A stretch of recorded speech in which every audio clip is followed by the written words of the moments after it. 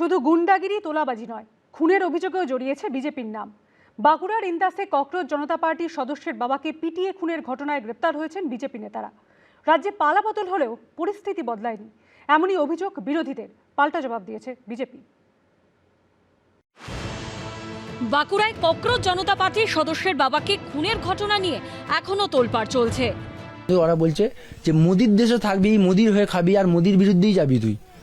NEET কাণ্ডের প্রতিবাদে দিল্লির যন্তর মন্তরে আন্দোলনে অংশ নিয়েছিলেন বাঁকুড়ার ইন্দাসের বাসিন্দা আব্দুল হাফিজ। গ্রামে ফিরে খোঁজ নিতে গেছিলেন এলাকার প্রাইমারি স্কুলটা বেহাল কেন। অভিযোগ তারপরই ককরোচ জনতা পার্টির সেই সদস্যের উপর চড়াও হয় বিজেপির লোকজন।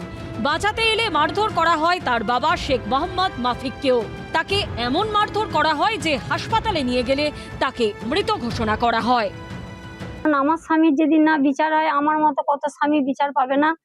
কতজন মানুষ আতঙ্কে থাকবে? আমি চাই না যে কোনো মেয়ে আতঙ্কতে থাকুক। যদি আতঙ্কেই রইলেন তো দেশ স্বাধীন কি করে হলো?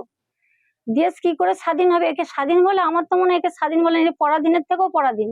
आज नफरत की राजनीति की वजह से अब्दुल ने अपने पिता को खो दिया। क्या बात कर रहे थे उसके पिता? क्या बात कर रहा था अब्दुल? स्कूल ठीक कराने के लिए लड़ रहे थे, क्यों उनके ऊपर हमला किया गया?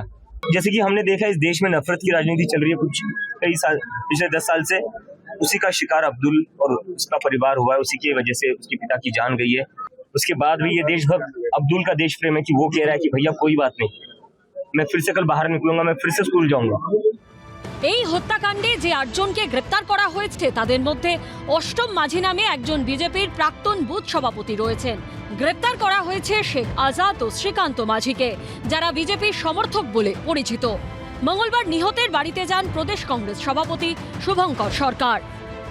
নতুন সরকার এলো, আসার পর আমরা দেখলাম যারা তৃণমূলের সেই গুন্ডা বদমাস ক্রিমিনাল তারাই রাজত্ব করছে, তারাই খুন করছে। তৃণমূলের যারা গুন্ডা ক্রিমিনাল বদমাস তারা সব বিজেপি হয়ে গেছে। তৃণমূল কংগ্রেস এইগুলো করাচ্ছে, প্রত্যেকটা ক্ষেত্রে তৃণমূল কংগ্রেসের লোক জড়িত এবং তারাই এই সমস্ত হামলা করিয়ে নানাভাবে তাদের নিজেদের রাগ মেটানোর কাজ করছে। ভোট হলো, ফল বেরোলো, রাজ্যে পাল্টালোটা কি? রাজনৈতিক দলগুলির মধ্যে এখন এই নিয়ে চাপানোতর চলছে। তুহিন অধিকারী, দীপক ঘোষ ও সত্যজিৎ বৈদ্যের রিপোর্ট, এবিপি আনন্দ। এবিপি আনন্দ, এগিয়ে থাকে, এগিয়ে রাখে।